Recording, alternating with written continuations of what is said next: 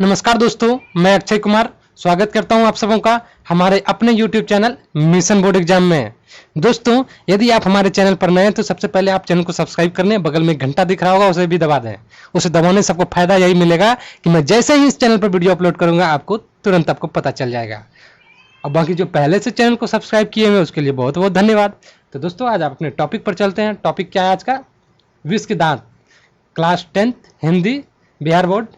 जो एक व्यंग्यात्मक कहानी है विष के दांत, नलिन बिलोचन शर्मा द्वारा लिखित एक व्यंग्यात्मक कहानी। इसका हम लोग अभ्यास प्रश्नोत्तर कवर कर रहे थे। प्रश्न संख्या 1 से लेकर प्रश्न संख्या 8 तक हम लोग इसके उत्तर जो है कवर कर चुके थे। आज की वीडियो में हम उससे आगे बात करेंगे। तो क्वेश्चन नंबर 9 यानी प्रश्न संख्या 9, महल और झोपड़ी वालों की लड़ाई में अक्सर महल वाले ही जीतते हैं, पर उसी हालत में जब दूसरे झोपड़ी वाले उनकी मदद अपने ही खिलाफ करते हैं। लेखक के इस कथन का क्या तात्पर्य है? कहा जा रहा है कि महल और झोपड़ी वालों की लड़ाई, महल किसको बोला गया? अमीर, ज्यादा, कासू यानी खोखा, और झोपड़ी वाले मदन, गरीब का बच्चा मदन। दोनों के बीच की लड़ाई में क्या होता है? जीत होती है किसकी? महल की, सॉरी झोपड़ी वालों की जीत होती है, लेकिन फिर भी हार जाता है। क्यों? क्योंकि गरीब के अपने ही लोग उसके साथ नहीं खड़े होते हैं। तो इससे क्या, इस कथन से लेखक क्या कहना चाहता है, तो उसको देखते हैं। महल और झोपड़ी वाले की लड़ाई में झोपड़ी वाले अपने ही खिलाफ महल वाले का साथ देते हैं। अक्सर आप देखे होंगे गांव देहात में, मैं भी एक गांव से बिलोंग करता हूं। गांव देहात में देखते हैं कि एक पैसे वाला, एक अमीर और एक गरीब के बीच अगर लड़ाई झगड़े होती है तो उसमें गरीब के साथ जो है कोई खड़ा नहीं होता। गरीब का जो अपना होता है, गरीब का पड़ोसी होता है, वो भी साथ नहीं देता है, क्योंकि उसे डर रहता है कि मैं अगर अमीर से अगर टक्कर लूँगा तो हमें दिक्कत हो सकती है। और जिस वजह से झोपड़ी वाले जीतते हुए भी उसकी हार हो जाती है, गरीब की हार हो जाती है, क्योंकि उसके अपने लोग ही साथ नहीं देते हैं। तो यहाँ भी बिल्कुल वही हुआ था। जब मदन और कासू के बीच लड़ाई हुआ था लट्टू खेलने को लेकर, तो उस समय हुआ था। तो देखिए, उसके साथ ही संगति थे ना मदन के, बट फिर भी उसने साथ नहीं दिया और मार खाना पड़ा किसे? मदन को, अपने पिता के हाथों। तो इस प्रकार मदन जो जीत कर भी हार गया ना, क्योंकि अपने ही लोग जो है साथ नहीं देते हैं। गरीब का यहीं से जो है हार हो गया। तो इसका उदाहरण है कि उस लड़ाई अर्थात मदन और कासू की लड़ाई में सभी बच्चे ने कासू के पक्ष में बयान दिया। देखा तो था गलती किसकी थी, वो भी देखा, बट कासू के पक्ष में बयान दिया। कोई भी यह नहीं कह सका कि पहले कासू ने ही मदन पर हमला किया था। लड़ाई में तो किसी ने किसी की मदद नहीं की, पर साथ भी तो मदन का किसी ने नहीं दिया था। वही चीज़ है कि साथ में देखा कि पहले गलती किसकी थी, लेकिन वो अमीर बाप का बेटा था, उसका टक्कर कौन लेगा? इसलिए सब उसी के पक्ष में चला गया और मदन के पक्ष से सब हट गया, जिस वजह से इसके जीतते हुए भी इसकी हार हो गई, इसकी पिटाई हो गई। बाकी आगे का देखते हैं। क्वेश्चन नंबर 10 यानी प्रश्न संख्या 10 देखते हैं।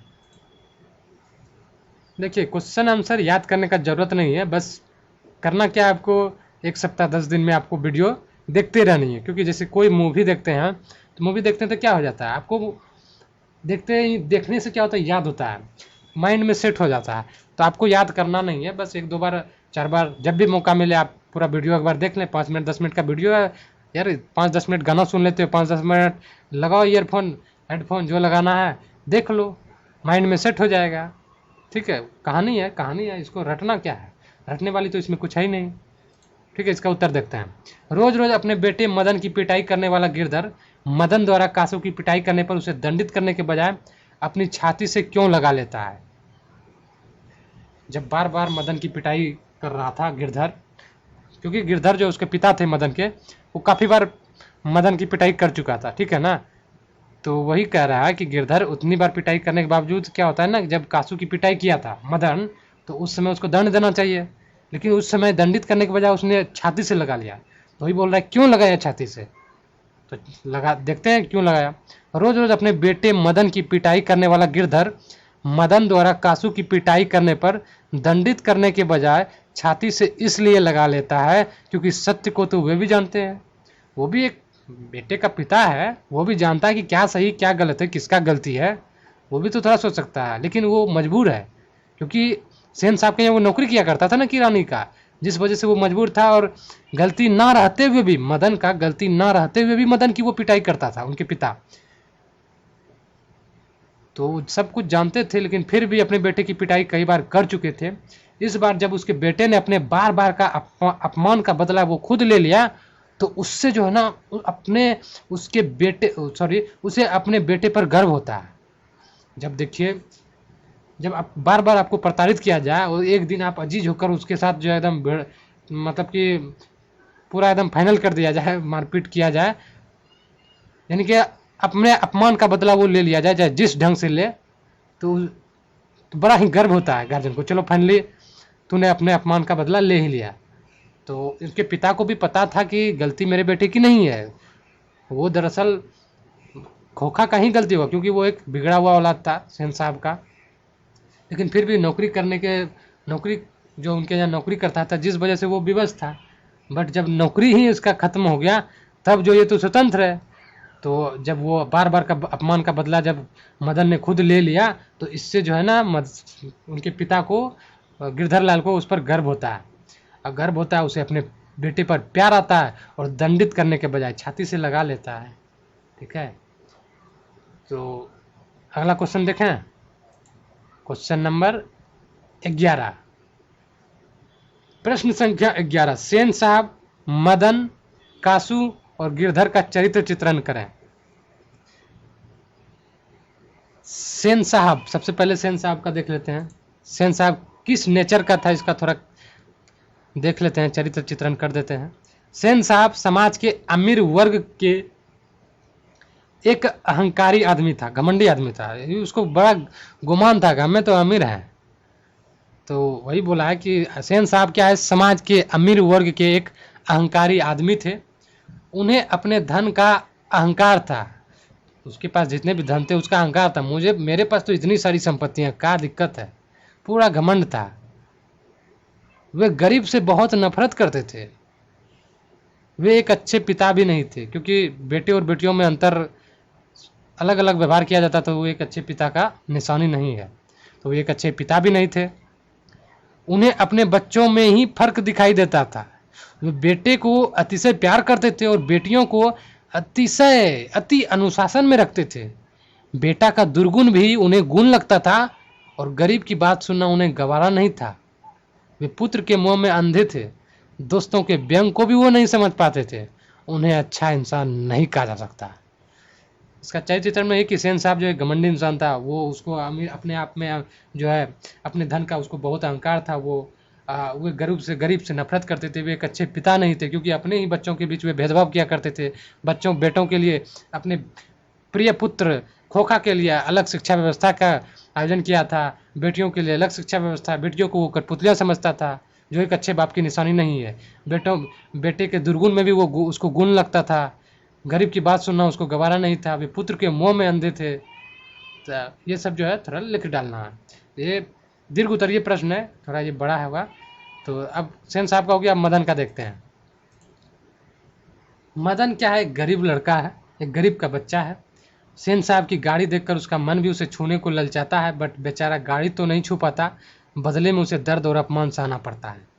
उसे घर में भी कठिनाइयों का सामना करना पड़ता है, लेकिन वो एक बहादुर लड़का भी है। जब उसे अवसर मिलता है तो वो अपने अपमान का बदला लेने से नहीं चूकता है।